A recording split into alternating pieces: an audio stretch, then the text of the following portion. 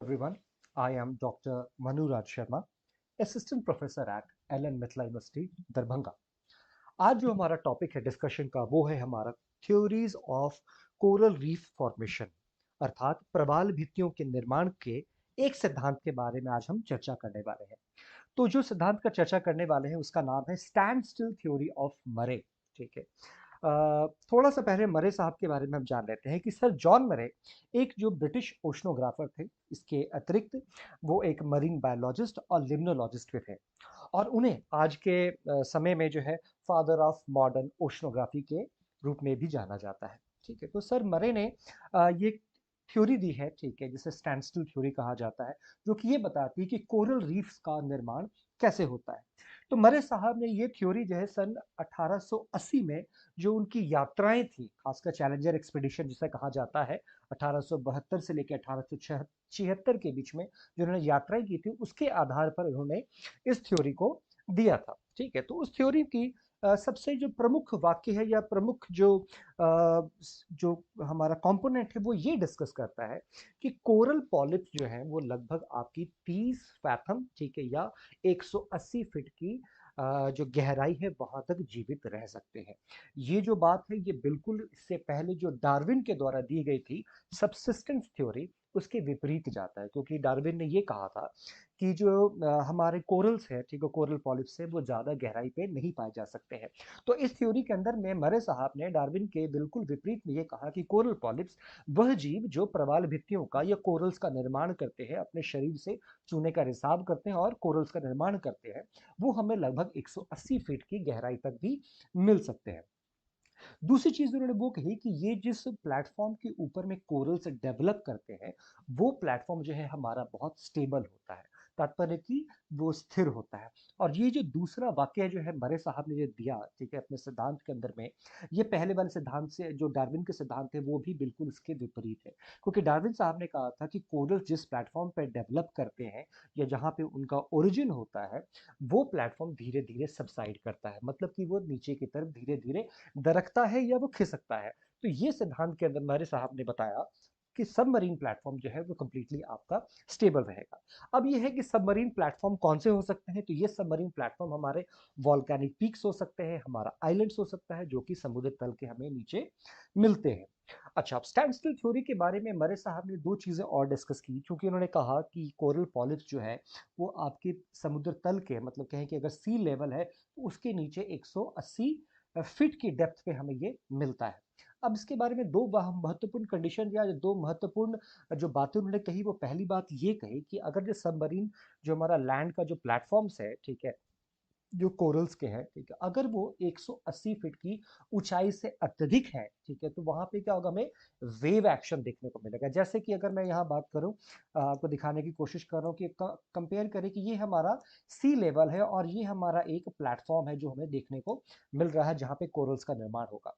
ये जो डेप्थ है ये हमें दिख रही है वो लगभग लगभग 180 फीट की है। मरे साहब का कहना था कि अगर ये इसकी ऊंचाई 180 फीट से अत्यधिक देखने को मिलती है तो क्या होगा, हमें वेव एक्शन देखने को मिलेगा। वेव एक्शन से तात्पर्य है कि हमारा जो इरोजन की प्रक्रिया है, ठीक है, जो अपरदन की प्रक्रिया है, उसके द्वारा ये जो प्लेटफॉर्म है इसकी ऊंचाई जो 180 फीट से अत्यधिक है उसे घटाकर दोबारा जो है वो 180 फीट पे लेके आया जाएगा। ठीक है। मतलब कि कब किसी भी स्थिति के अंदर में प्लेटफॉर्म जो है उसकी हाइट जो है वो 180 फीट ही रहेगी। अगर वो उससे ऊपर है तो वो अपरदन के द्वारा, वेव एक्शन के द्वारा उसको वहां से मटेरियल को हटा दिया जाएगा या उसका इरोजन हो जाएगा। दूसरी बात उन्होंने जो महत्वपूर्ण वो ये कही, ठीक है, कि अगर प्लेटफॉर्म की जो हाइट है, ठीक है, अगर वो 180 फीट से अगर नीचे देखने को मिल रही है, जैसे कि ये हाइट अगर 180 फीट से नीचे है, तो क्या होगा कि ये जो हमारा स्लोली एंड स्लोली धीरे धीरे जो है हमारा ओशन डिपॉजिट्स कह सकते हैं या मरीन डिपॉजिट्स के द्वारा जो है वो हमारी इसकी हाइट बढ़ जाएगी। तात्पर्य है कि अगर ये 180 फीट से नीचे इसकी हाइट थी तो ये धीरे धीरे हाइट इसकी बढ़ जाती, किसके द्वारा, जो ओशन के सरफेस से हमें कई प्रकार के ओशन डिपॉजिट्स जो नीचे हो आते चले जा रहे हैं, ठीक है, खासकर जो पेलागिक डिपॉजिट्स है, ठीक है, उनके द्वारा क्या होगा, इस प्लेटफॉर्म के ऊपर में ये धीरे धीरे जमना शुरू हो जाएगा और फाइनली क्या होगा, इसका हाइट जो है वो आके 180 फीट के आसपास हमें देखने को मिल जाता है। तो ये दो महत्वपूर्ण वाक्य थे जो मरे साहब ने हमें अपनी जो स्टैंड स्टिल थ्योरी है उसके अंदर में बताया कि किसी भी केस के अंदर में जो हमारा जो हमारे जो प्लेटफॉर्म्स है, हमारे सबमरीन प्लेटफॉर्म्स, ठीक है, उनकी हाइट जो है वो लगभग आपकी 180 फीट ही देखने को मिलेगी। दूसरी महत्वपूर्ण बात उन्होंने ये कही कि जैसे ही हमारा कोरल्स एक बार निर्माण इन प्लेटफॉर्म्स पे उनका शुरू हो जाता है, तो धीरे धीरे वो ग्रो करने शुरू होते हैं, ठीक है। और वो ग्रो कैसे करेंगे?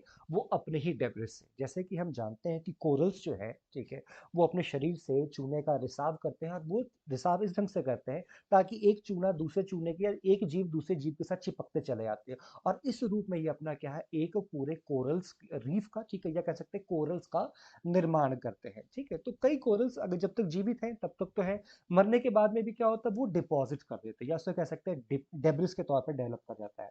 तो फर्स्ट चीज, क्योंकि हमने जैसे पहले हमने भी जाना है, ठीक है, कि जब कभी भी कोरल्स का निर्माण होता है तो सबसे पहले हमारे जो है वो हमें फ्रिंजिंग रीफ का ही निर्माण हमें देखने को मिलता है, ठीक है। फ्रिंजिंग रीफ के बाद में हमें इजिली जो है वो कन्वर्ट होता है बैरियर रीफ के अंदर में, और बैरियर रीफ के बाद में फाइनली वो एटॉल में कन्वर्ट हमारा हो जाता है। अब ये कैसा है, इसके बारे में थोड़ा सा हम जिक्र करेंगे और जानेंगे कि ये कैसा होता है। सबसे पहले की कल्पना कर लीजिए कि ये अगर हमारा कोस्ट है, ठीक है, और ये हमारा सी लेवल दिख रहा है। अगर यहाँ पे हमें कोई किसी प्रकार का प्लेटफॉर्म था जो कि इसकी हाइट 180 फीट के आसपास थी, तो सबसे पहले यहाँ कोरल्स का हमारा हमें ग्रो करते दिखेंगे। कोरल्स के लिए मैं रेड कलर को चूज कर लेता हूँ, समझने में थोड़ा सा इजी रहेगा। ओके, कोरल्स का सबसे पहले जो है यहाँ डिपोजिशन होना शुरू होगा। फाइनली डिपॉजिट धीरे धीरे बढ़ने शुरू होंगे लैंड की तरफ में, और क्या होगा, इस प्रकार से हमें फर्स्ट कैटेगरी जो है हमारा, जिसको बोलते हैं फ्रिंजिंग रीफ, उसका निर्माण होना शुरू हो जाएगा। स्लोली एंड स्लोली क्या होगा, फिर सेकंड फेज के अंदर में मैं का और कलर चूज कर लेता हूँ। फर्स्ट डिपॉजिट इस तरफ से होंगे, फाइनली डिपॉजिट से वो हमारा फिर इस दिशा में बढ़ना शुरू हो जाता है। I will choose a little more boulder colour, ठीक है। हाँ, तो इस प्रकार से जो है हमें, ठीक है, जो फ्रिंजिंग रीफ था पहले उसका निर्माण होता है, और फाइनली ये क्या, हमें एक बैरियर रीफ का निर्माण दिखने को मिलता है। बैरियर रीफ बिल्कुल वही बैरियर रीफ, ठीक है, जो बेस्ट एग्जांपल देखने को मिलता है हमें ऑस्ट्रेलिया के पूर्वी तट, जो क्वींसलैंड का एरिया है, वहां पे हमें बैरियर रीफ, जो कि वॉल लाइक स्ट्रक्चर है, ठीक है। अगर आप समुद्र से आ रहे हैं और क्वींसलैंड जो कि ऑस्ट्रेलिया का क्षेत्र है, वहां अगर आप बढ़ना चाह रहे हैं, तो रास्ते में आपको एक दीवार नुमा आकृति देखने को मिलती है, जो कि एक बैरियर रीफ है हमारी, ठीक है।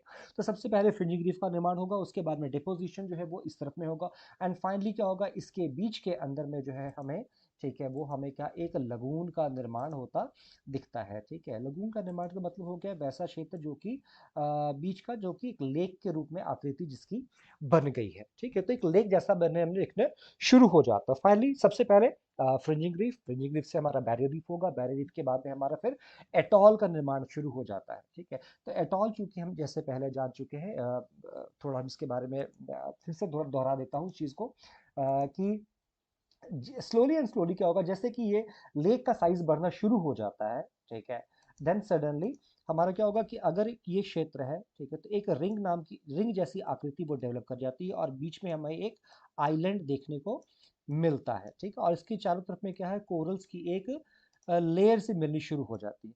इस बीच के अंदर में ये जो क्षेत्र मैं आपको दिखा रहा हूँ, जिसको मैं भी येलो कलर से हाईलाइट करूंगा, ठीक है, इस क्षेत्र के अंदर में क्या हमें यहाँ पे पानी देखने को मिल सकता है, ठीक है, और इसको कहा जाता है लगून। तो हमारे एटॉल्स जो है, ठीक है, एटॉल्स कैसे है, वो हमारा या तो रिंग शेप दिखेगा, ठीक है, या हमें वो क्या कह सकते हैं, छल्ले की आकृति जैसा भी देखने को मिल सकता है, ठीक है, या हम कह सकते हैं बिल्कुल एक घोड़े की नाल की तरह भी हमें देखने को मिल सकता है, कुछ इस प्रकार से, ठीक है, जिसमें कि वो ब्रोकन भी हो सकता है, या कंप्लीटली एक रिंग के आकार में देखने को भी मिल सकता है। इंपॉर्टेंट बात जो उसने जो है मरे साहब ने ये कही कि lagoon is form between the land and the barrier reef because of dissolution of dead corals. उन्होंने कहा कि बैरियर रीफ और ये जो लैंड है हमारा, ठीक है, इसके बीच में एक लगून का निर्माण होता है, और इसके बीच में धीरे धीरे क्या होगा, जो कोरल्स डेड हो गए हैं उनका साथ साथ में डिसॉल्व होते होते वो यहाँ पे जमने शुरू हो जाते हैं। फाइनली क्या होगा, थोड़े टाइम के बाद में यहाँ से ये जो पोर्शन कंप्लीटली है हमारा, ठीक है, ये यहाँ से हमारा बिल्कुल सा गायब सा हो जाता है इस प्रकार से, ठीक है। और क्या होगा, आपका जो हमारा आइलैंड है, ठीक है, या लैंड सरफेस है, उसके चारों तरफ में एक कोरल्स का एक रिंग सा बन चला जाता है, जो एटॉल में शेप में आ जाता है। एक बात जो इंपॉर्टेंट उन्होंने ये कही थी मरून साहब ने, ठीक है, the lagoonward side of the atoll is characterised by dead corals while the seaward side has living corals which continuously grow outwards, ठीक है। इसका तात्पर्य ये चीज है कि मरे साहब ने जो ये बताया कि अगर इस प्रकार से एक अटोल का निर्माण हो गया है, ठीक है। तो अटॉल के जो लेक सॉरी लगून वाला जो साइड है, ठीक है, वहां पे हमें कैसा मिलेगा, वहां पे डेड कोरल्स की मात्रा हमें ज्यादा मिलेगी, मतलब कि कोरल्स इस तरफ में हमारे ज्यादा ग्रो नहीं करेंगे। कोरल्स की जो मैक्सिमम ग्रोथ है हमारी, ठीक है, हमारी जो मैक्सिमम ग्रोथ, मैं यहाँ रेड कलर से शो करना चाहूंगा ग्रोथ को दिखाने के लिए, ठीक है। तो कोरल्स की जो मैक्सिमम ग्रोथ है वो क्या, हमेशा वो आउटवर्ड की तरफ देखने को मिलेगी। धीरे धीरे समय के साथ में जो एटॉल का जो कोरल्स है वो हमारा बाहर की तरफ में ग्रो होना शुरू हो जाएगा, ठीक है। और क्या होगा, भीतर की तरफ में या अंदर की तरफ में हमारे कोरल्स के जो डिपॉजिट्स मिलेंगे वो हमारे डेड कोरल्स होंगे, और वो भी समय के साथ साथ में धीरे धीरे डिसॉल्व होते चले जाएंगे, और उससे होगा क्या, फाइनली डिसॉल्व होगा, और वो इस लगून के वहां पे सेडिमेंट्स के तौर पे नीचे बैठते चले जाएंगे। और इस भांति जो है हमारा, क्योंकि ये मगर मान लिया जाए हमारा ये लगून था, और यहाँ पे डेड कोरल्स जो अगर डिपॉजिट होते हुए अगर वो नीचे में आ रहे हैं, बेस को भरते चले जा रहे हैं, तो हमारा क्या होगा, लगून शैलो होता चला जाएगा, मतलब कि इसकी गहराई वो धीरे धीरे कम होती हमें दिखेगी, ठीक है। तो ये मरे साहब के विचार थे, इसको हम कुछ इस डायग्राम से भी समझ सकते हैं, ठीक है। अगर इसको कल्पना करिए कि ये सेंट्रल में एक आइलैंड है जो कि बिल्कुल स्टेबल है। सबसे पहले मरीन का जो हमें ग्रोथ है, सॉरी, मरीन डिपॉजिट्स के माध्यम से, या कह सकते हैं कोरल्स के माध्यम से यहाँ पे डिपॉजिट्स हुआ, और फाइनली यहाँ पे हमें अटॉल देखने को मिलता है, जिसके सेंटर में हमें लगून भी मिलेगा, ठीक है। और ये बिल्कुल क्या होगा, ये हमें डेप्थ जो होगी वो हमें 180 फीट के पास में ही मिलेगी, इससे ज्यादा हमें बहुत गहरे पे, ठीक है, वो हमें कोरल्स का निर्माण या कोरल्स का डेवलपमेंट है वो देखने को नहीं मिलेगा। मरे साहब की थ्योरी जो है वो बहुत की कह सकते हैं हमें आकर्षक लगती है, ठीक है, काफ़ी हमें सेटिस्फाइंग लगती है, पर इसकी थ्योरी के अंदर में भी दो तीन चीज़ें ऐसी हैं जिसका इवैल्यूएशन होना बहुत ज़रूरी है। हम इन चीज़ों की प्रॉस में भी बोल सकते हैं या कॉन्स की भी बात कर सकते हैं, फॉर एंड अगेंस्ट के अंदर में भी। तो सबसे पहली चीज़ वो मरे साहब ने जो ये कहा था कि जो सब मरीन प्लेटफॉर्म्स हैं, ठीक है, वो अलग अलग प्लेटफॉर्म इनके हो सकते हैं, या जो प्लेटफॉर्म स्टेबल प्लेटफॉर्म जिसकी बात कर रहे हैं, ठीक है, वो हमें क्या होना चाहिए, 180 फीट की जो हमारी गहराई है उसके ऊपर मिलना चाहिए। ये कदापि भी पॉसिबल नहीं है, ठीक है, क्योंकि इस ढंग से ओशन प्रोसेसेस को हम लोग जानते हैं, जैसे कि समझते हैं, ठीक है। अलग अलग सभी जो अलग अलग प्लेटफॉर्म है, भले हमारा वो आइलैंड हो गया या वॉल्केनिक पीक्स भी हमें अगर कुछ मिल रही है, तो वो सभी का 180 फीट पे होना बिल्कुल हमें इम्पॉसिबल सा लगता है। दूसरी बात उन्होंने जो कही थी कि जो जो कंट्राडिक्टरी है, कंट्राडिक्टरी का मतलब हो गया एक दूसरे के विरोधाभासी हैं। पहली बात उन्होंने ये कही कि मरीन इरोजन और मरीन डिपोजिशन, ठीक है, वो 180 की फीट पे दोनों प्रोसेसेस काम करते रहेंगे। अगर 180 फीट से ऊपर है तो वेव एक्शन काम करेगा, अपरदन की क्रियाएं काम करेंगी और वहां पे इरोजन करेगी। अगर 180 फीट से वो नीचे पे प्लेटफॉर्म है तो वहां पे डिपोजिशन होना शुरू हो जाएगा, वो लगभग लगभग 180 फीट की ऊंचाई पे आ जाएगा जहां पे कोरल्स का डेवलपमेंट होगा। तो ये दोनों कॉन्ट्राडिक्टरी व्यूज हैं जो एक साथ कभी भी काम नहीं कर सकते हैं। थर्ड बात जो वही बात जो कही कि लिमिट है 30 फैथम्स का या 180 फीट का, वो एक्सेप्टेड कभी भी नहीं किया जा सकता है। एक बात उनकी जो चौथी है वो महत्वपूर्ण, वो ये जो कहती है कि लगून का जब निर्माण हो जाता है, उसके लगून के निर्माण के बारे में उन्होंने ये कहा कि ये डेड कोरल्स के सोल्यूशन से बनता है, ठीक है।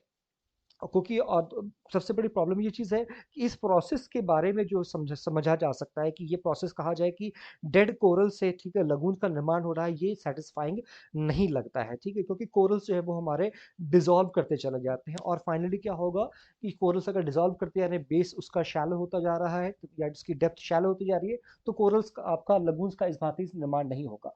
दूसरी चीज़ कि अगर आइलैंड के साथ साथ में भी अगर मान लिया जाए अगर आइलैंड है बगल के अंदर में, ठीक है, या कोई कोस्ट का एरिया है, लैंड्स है, तो वहां पे हमें सिर्फ कोरल्स के तो अकेले डिपॉजिट्स नहीं मिलेंगे, वहां पे हमें कई पेलागिक डिपॉजिट्स भी मिलेंगे जो कि टेरेस्ट्रियल प्रोसेसेस, ठीक है, जिसमें कि लैंड से आने वाले रिवर्स ग्लेशियर्स के माध्यम से मिलने वाले बहुत सारे डिपॉजिट्स जो है, ठीक है, वो भी वहां पे मिलेंगे, और वो भी वहां पे डिसॉल्व होंगे या डिपॉजिट्स होंगे। तो लगून्स के निर्माण के लिए अकेले जो है, ठीक है, हमारा कोरल्स रिस्पॉन्सिबल नहीं है, ठीक है।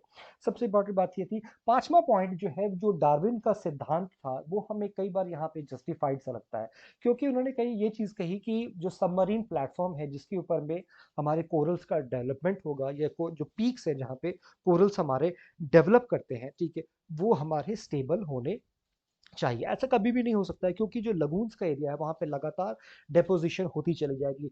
अगर वो एरिया सबसाइड नहीं करेगा, ठीक है, तो लगून्स टाइम के साथ में धीरे धीरे डिसअपियर हो जाएंगे। तात्पर्य मेरा कहने का ये है कि अगर किसी क्षेत्र के अंदर में हमें इस प्रकार से अगर लगून दिख रहा है, ये हमारा लैंड का कोस्ट एरिया है, तो बहुत सारे जो पदार्थ है, this is the sea surface level, ठीक है। तो अगर यहाँ पे बहुत सारे मटेरियल जो लैंड से आ रहे हैं, ठीक है, या कोरल से, वो धीरे धीरे जमा होते चले जाते हैं, फाइनली क्या होगा कि ये हमारे लगून जो वो भर जाएगा, ठीक है, और ये डिसअपियर होगा। तो अकेला ये जो कहा जाए कि इसका स्टेबल रहेगा, ये क्वेश्चन के साथ साथ में हमारे जो हमारा सबमरीन प्लेटफॉर्म है, ये अग्री हम कभी भी इस पॉइंट पे नहीं कर सकते। एंड फाइनली वही बात जो रिपीट है अगर फिर से, ठीक है, कि कोरल रीफ का निर्माण सिर्फ 30 फैथम के ऊपर में नहीं हो सकता है। कोरल रीफ को जो है वो 180 फीट से और भी गहराई पर हमें पाया गया है, ठीक है। तो ये जो सिर्फ लिमिट कर दिया जाएगा कि नहीं 180 फीट पे ही हमें सारी एक्टिविटी कोरल से रिलेटेड देखने को मिलेगी, तो ये कंप्लीटली एक्सेप्टेड नहीं है। मरे साहब की थ्योरी जो स्टैंडस्टिल थ्योरी है, काफी थोड़ी बहुत हमें अपीलिंग लग सकती है, ठीक है, या अपीलिंग जैसी लगती है, but it is not completely satisfying as a process, ठीक है, या कह सकते हैं जियोमॉर्फिक प्रोसेस के तौर पे ऊपर में। Finally I think I have made most of the points clear. Thank you for listening to this video, and if you really like this video, then do share with your friends. Thank you.